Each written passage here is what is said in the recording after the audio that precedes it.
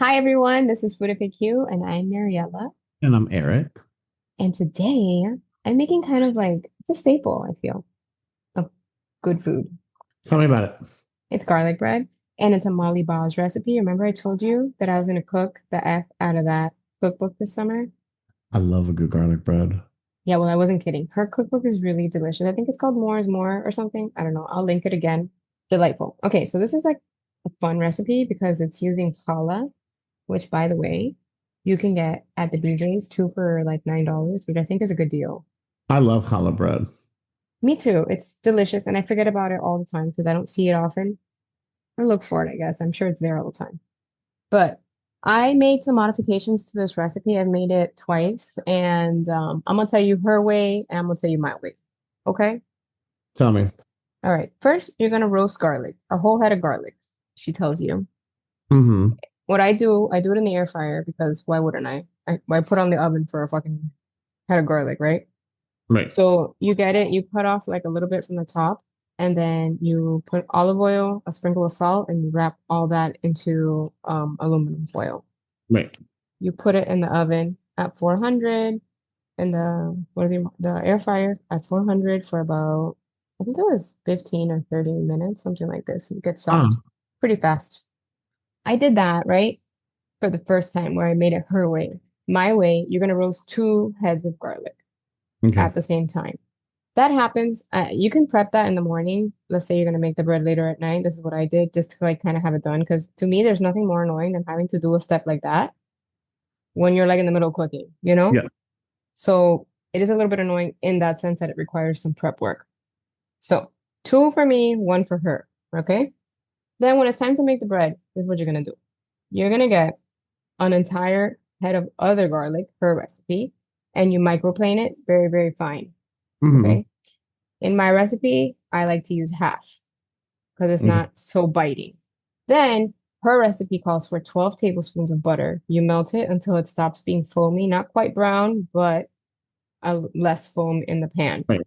You grab the grated garlic and you put it in there for about 30 seconds. You're cooking a bit of that, like, of the garlic out.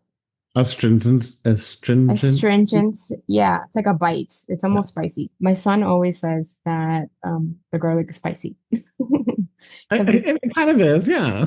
yeah, he I calls get it it. spicy. I use half as much. She uses the entire head. You cook it down for about 30 seconds. You don't burn it. Be real careful when you do because burnt garlic tastes so bad. Yeah. So you put that aside. She uses 12 tablespoons of butter. I think eight is just fine. Okay. A stick is fine. You don't need a stick and a half, but I leave it up to you. Then you go ahead and you smash, you squeeze your roasted garlic into that butter garlic mixture. Okay.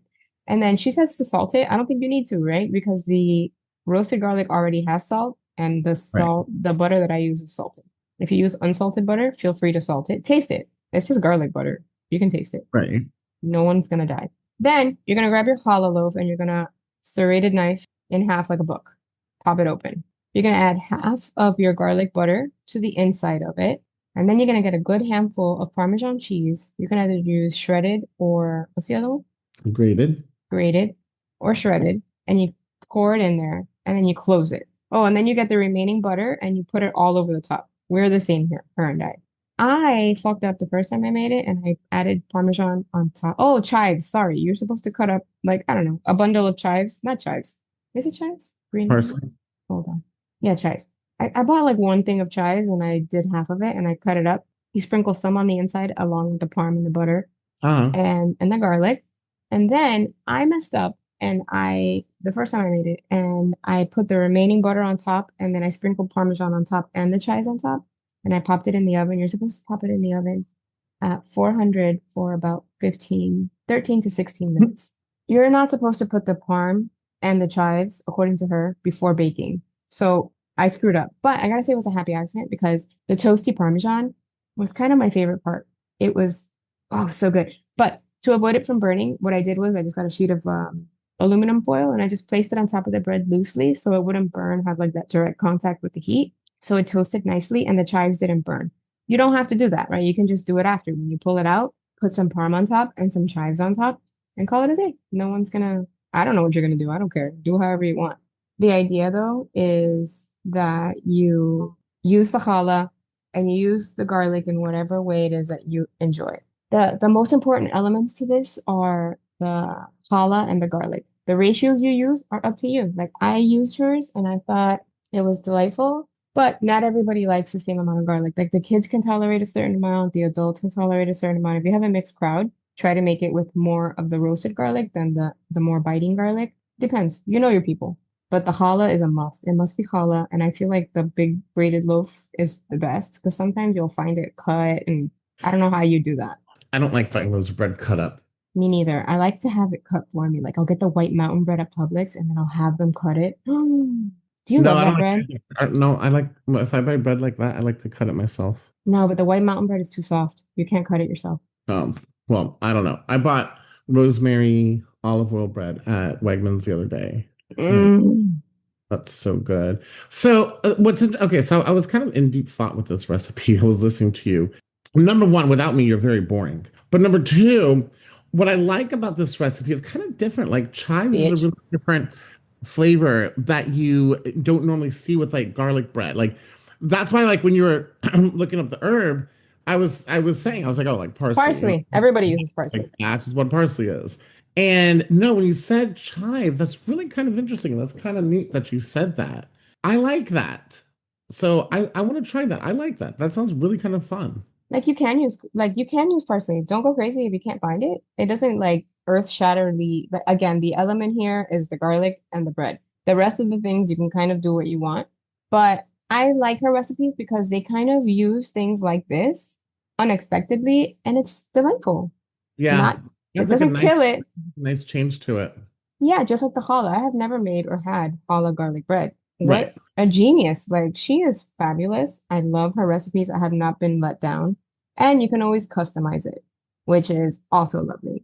I just love her. I don't even know who the fuck she is. Never seen her in my life, really, but I love her book.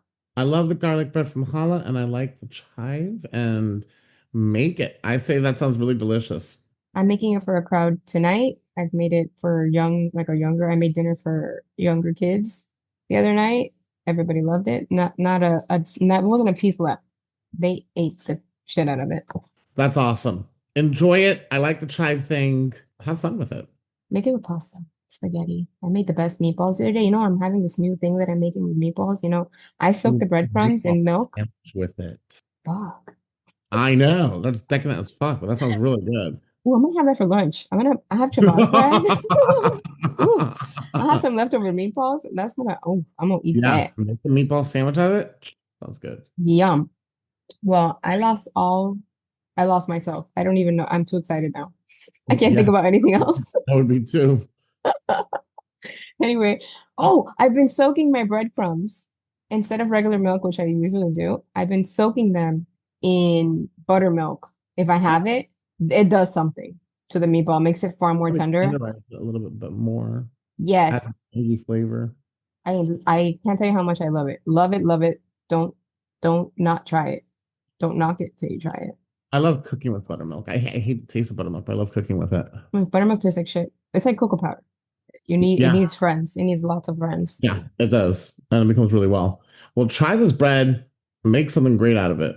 I'll um I'll link her cookbook and the recipe is online somewhere. I found it, so I will also link that so y'all can reference it. Delightful, delicious. Give it a try. Don't forget to share us with friends and give us a 5-star review, and we'll see you soon. Bye bye. Bye.